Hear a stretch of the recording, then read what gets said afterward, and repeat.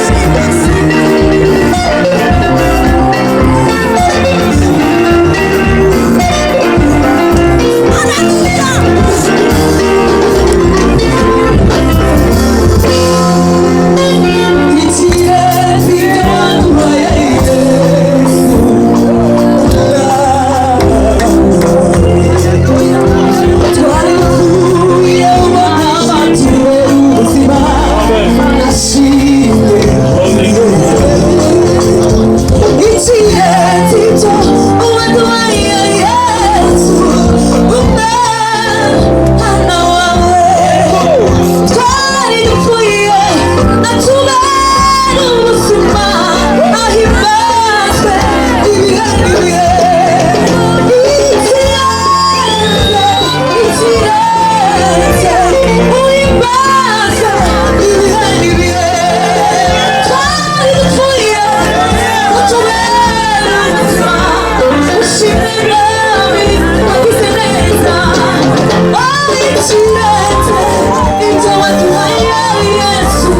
Bwana wewe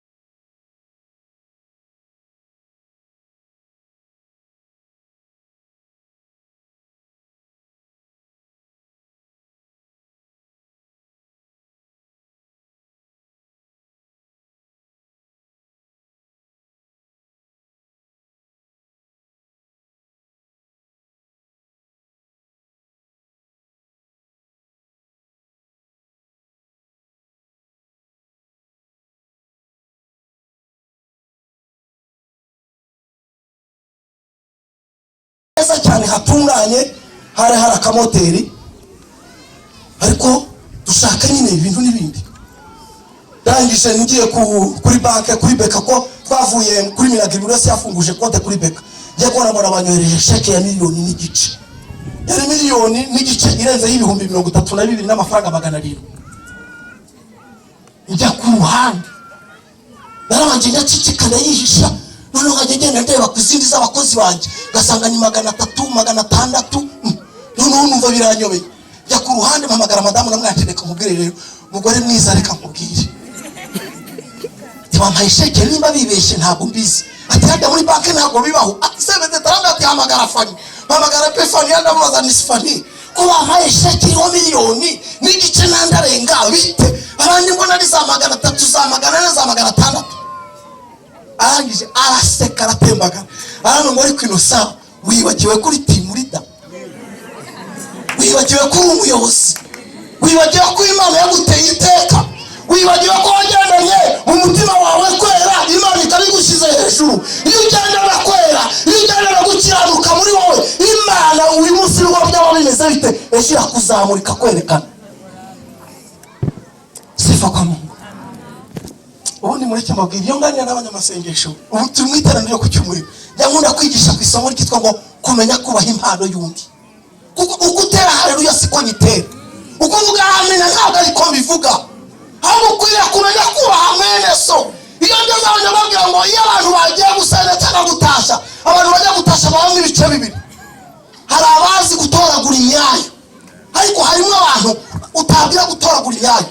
Igituko cy'abakingana kose ava kucyambika imigozi mu birenge aracyurira. Ntabwo ari ukuri, igituko cy'abakingana kose waracyurira. Kandi mureke babwira izi mwini iyo zigeze ku isoko ntabwo zinganya agaciro. Wabora se nibya biti by'imyase diriya hejuru ukubona itavuga cyo izi mwinangahe. Ariko wawe watoraguye bwa buntu bw'abantu n'umuyaga reka babanga ngo 1000 ni 5 hoya uri guhenda. Ariko ndacabirindwa gacicumi nta kibazo. Ariko muri tumabwira abantu aho bajya bahurira sifa kwa Mungu. Nuko abantu wabuntu yasani mwasingana gute. Imwizo y'umuntu sigazigira agaciro cyangwa izo wundi watoragwe sigira agaciro iyo bageze imbere y'umucanyi. Kuko yamyasa niba yesereho ikiriti ngo yaki. Ariko wabuntu watoragwe inyayo nizo bavungagura bakarasiraho ikiriti. Haleluya. Tumenye kubaha mwene sorero. Niba ushoboye gusenga itango, ashoboye gusenga umunsi umwe kandi abavuto yabasha gusubikira kwinjira aho winjira. Kuko inyayo usa nizo bazarasiraho ikiriti. Iyo myasa yawe nubwo ari minini, ariko ntabwo bazarasiraho ikiriti ngo abantu basusuke. Sifa kwa Mungu. Aya mafaranga yawe wiratana, iyo mirima yawe wiratana, izo nka zawe wiratana yawe hari aho zitakugeza, ariko umuturanyi wawe niwe wahurura akaza kugutabara ugiye uvugije induru. None murangana mufiki. Izo nsangano zanyu zihoraho zidashira.